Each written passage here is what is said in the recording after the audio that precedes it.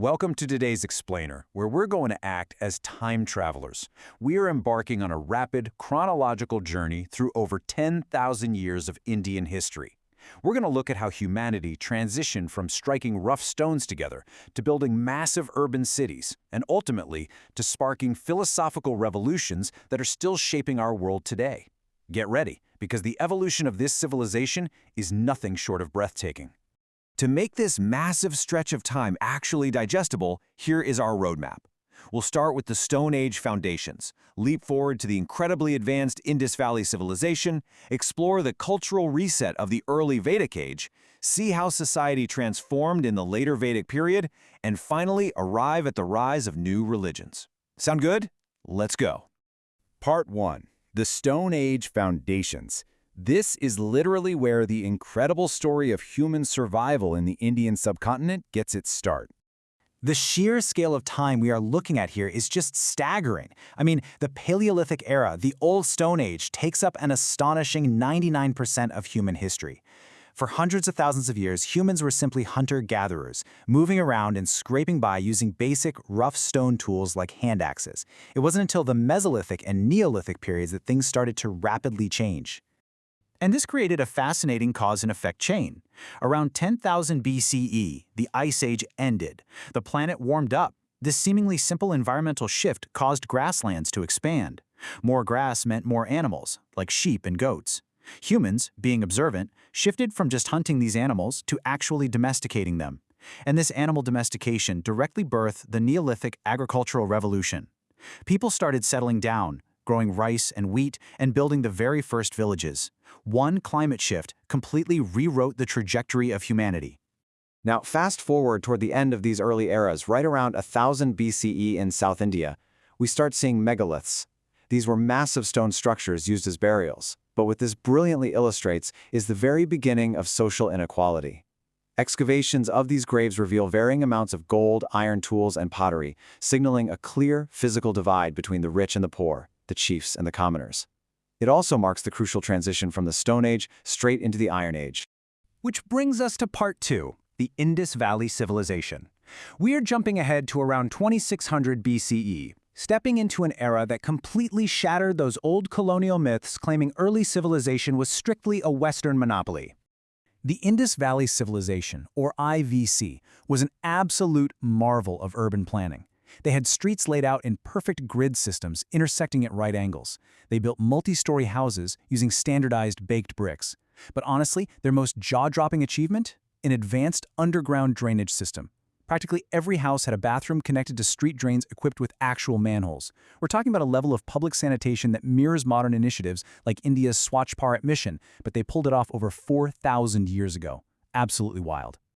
And here is a really cool historical echo. You know how, up until pretty recently, the Indian rupee was divided into 16 annas? Well, historians have found that the standardized weights and measures used by Indus Valley merchants were overwhelmingly based on multiples of 16. That ancient measurement system subtly survived in the subcontinent for millennia, baked right into modern Indian currency. But that brings us to one of history's greatest cliffhangers. How did such a magnificent, peaceful, and well-oiled urban civilization mysteriously vanish around 1900 BCE? What could possibly wipe out a society that was so mathematically and structurally advanced? We have a few primary theories to explain this, and we'll look at them neutrally.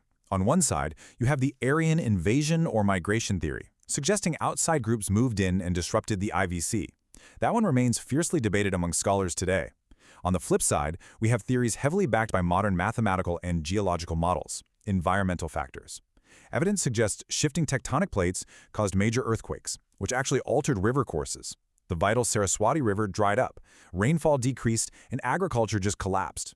Without food, those grand cities simply couldn't survive. This massive environmental and societal shift brings us to Part 3, the early Vedic Age, a total cultural reset in the Indian subcontinent. Around 1500 BCE, Indo-Aryan speaking groups migrated into the region. They composed the Rig Veda, the oldest of the Vedas. But society looked vastly different from the IVC. We've gone from baked brick cities back to a semi-nomadic, rural lifestyle. This was a pastoral society. And get this, Wealth wasn't measured in land or coins, it was literally measured in cows. People fought wars over cattle. But what's really beautiful is that early Vedic society was quite flexible. Social mobility was a real thing, and women actively participated in tribal assemblies right alongside the men. Of course, things don't stay the same forever.